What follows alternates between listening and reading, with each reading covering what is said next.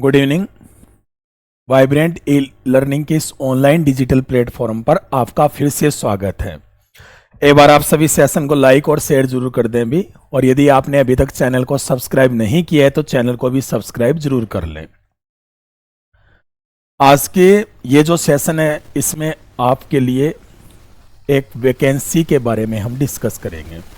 तो अभी नई वैकेंसी आई है, आईबी की वैकेंसी, इंटेलिजेंस ब्यूरो में ये जो वैकेंसी आई है, जो स्टूडेंट्स सेंटर एग्ज़ाम की तैयारी करते हैं उनके लिए ये जो वैकेंसी है वो बहुत अच्छी है, क्योंकि जिस प्रकार से एसएससी एग्ज़ाम्स में सिलेबस होता है उसी पैटर्न से ही आईबी का एग्ज़ाम होता है। तो इसकी जो वैकेंसी है उसके बारे में हम डिस्कस कर लेते हैं सबसे पहले इस क्लास में। तो ये जो वैकेंसी है इसमें ये स्टार्ट में तो ये वैकेंसी आई है assistant central intelligence officer grade second यानी ACIO। ये जो वैकेंसी है ये पे स्केल वगैरह, इसमें तो पे स्केल वगैरह दिखाया गया है। उसके बाद में किस प्रकार से इसमें योग्यताएं वगैरह है,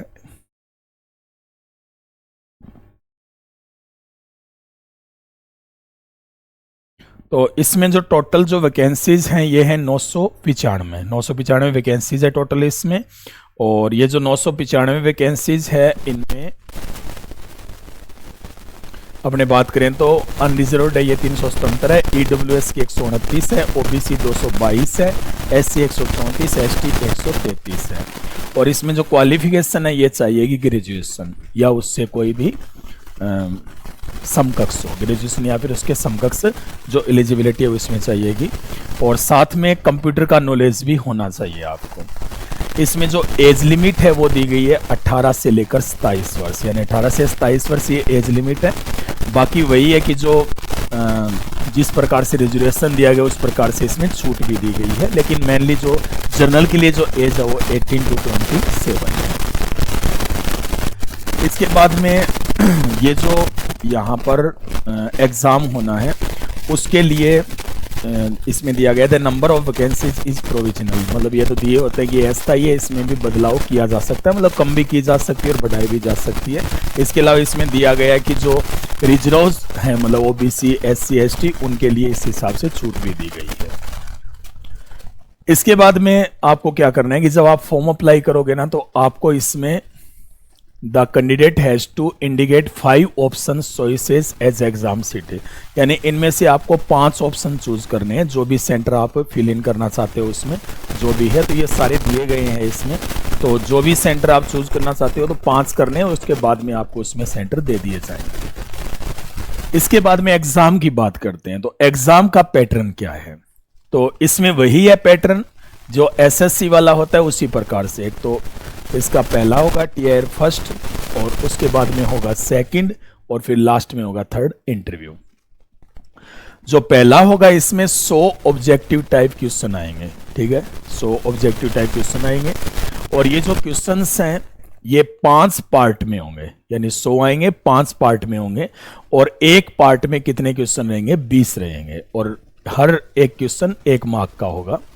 तो इसमें कौन से हैं, अब उसमें तो क्या होता है जैसे SSC में जो जीके वगैरह है, करंट जीके, वो एक साथ ही आ जाता है, लेकिन इसमें अलग अलग प्रकार से दिया गया है।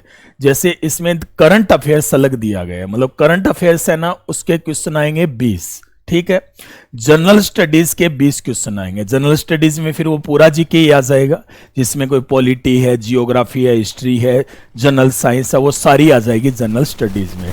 और इसके भी टोटल क्वेश्चन आएंगे 20। फिर आएंगे न्यूमेरिकल एप्टीट्यूड के, यानी मैथ्स के भी जो क्वेश्चन है वो कितने आएंगे, 20 आएंगे। रीजनिंग के भी क्वेश्चन कितने आएंगे, 20, और इंग्लिश के भी कितने आएंगे, 20। तो ये टोटल 100 क्वेश्चन आएंगे। जैसे SSC में आप एग्जाम देते हो तो उसमें 25-25 आते हैं, जिसमें 25 होते हैं जीके से सारे ही, लेकिन इसमें करंट अफेयर्स है ना उसे ज्यादा वरीयता दी गई है। तो करंट अफेयर्स के जो क्वेश्चन है वो 20 आएंगे। तो इसलिए यदि आप तैयारी करना चाहते हो तो करंट अफेयर्स से अच्छी तरह जुड़े रहें, मतलब करंट अफेयर्स से रिलेटेड जितने भी या बुक्स हैं या जो भी मतलब आप उसके बारे में मैगजीन्स वगैरह होती हैं तो उन्हें अच्छी तरह से पढ़ें, क्योंकि करंट अफेयर्स के क्वेश्चन इसमें ज़्यादा पूछे जाने वाले हैं, क्योंकि सीधे ही बता रखे हैं 20 क्वेश्चन करंट अफेयर्स के अलग ही आएंगे। उसके बाद में ये तो हो गया टीयर फर्स्ट, और इसमें वही होगी नेगेटिव मार्किंग, 1/4 की नेगेटिव मार्किंग होगी, ठीक है।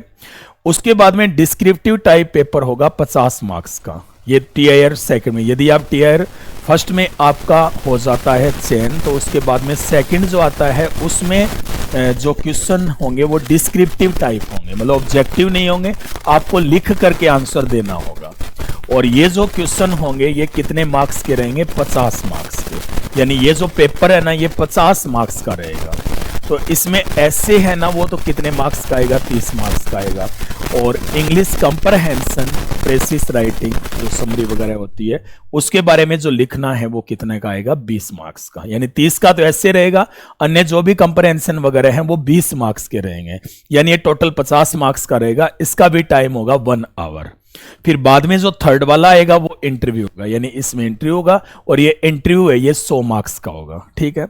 तो उसके बाद में क्या होगा, सिलेक्शन कैसे होगा, भी वही बात है जो फर्स्ट में है ना, आपने 5 सेंटर अलॉटेड होंगे, उसके बाद में आपको मतलब एग्जाम देना है। एग्जाम में जो क्वेश्चन है उनके जो नेगेटिव मार्क होंगे यदि आप गलत करते हो आंसर उनका, ठीक है। उसके बाद में ये दिए गए हैं कि कितने आपको कम से कम मार्क्स चाहिए, तो वो तो मेरिट भी वैसे पता आपको ज़्यादा ही रहती है कुछ, तो वो आपको अच्छी तरह से तैयारी करनी पड़ेगी, ठीक है। इसके बाद में इसमें क्या होगा कि on the basis of their performance normalisation of marks, first जो एग्जाम होगा टीआईआर फर्स्ट का, उसमें जो कैंडिडेट है ना वो सेकंड के लिए जो चुने जाएंगे वो 10 गुना होंगे, यानी जितनी वैकेंसीज है, जो वैकेंसीज अपन ने देखी उसकी जो 10 मल्टीप्लाई हो जाएगा, वैकेंसीज का 10 गुना, यानी 995 का 10 गुना, यानी लगभग ऐसे मान सकते हो कि 10,000 के लगभग जो कैंडिडेट है वो सेकंड जो टीआईआर है ना उसके लिए सिलेक्ट किए जाएंगे, ठीक है।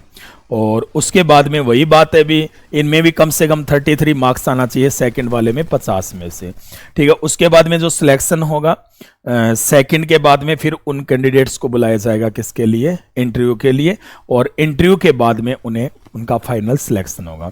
The final selection to the post would be further subject to successful competition of character, and वो आगे की है कंप्लीशन ऑफ करेक्टर, सॉरी, ठीक है। तो उसके आगे की जो प्रोसेस है उस प्रकार से रहेगी, जो डॉक्यूमेंट्स वगैरह जो वेरिफिकेशन है उसके अकॉर्डिंग होगा, ठीक है।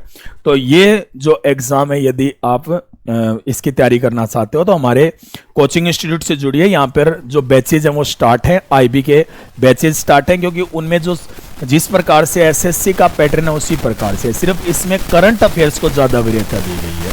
तो इसके लिए जो नए बैचेज हैं वो स्टार्ट है।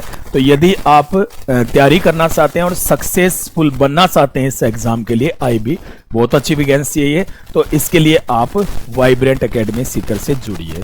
तो आप हमसे कांटेक्ट कर सकते हैं, नंबर वगैरह भी दिए गए हैं यहाँ पे, आप देख सकते हैं डिस्क्रिप्शन में। तो ये जानकारी आपको कैसे लगी कमेंट में लिखिए, और सेशन को शेयर जरूर कर दीजिएगा, लाइक भी कीजिएगा, सब्सक्राइब भी कीजिए। धन्यवाद।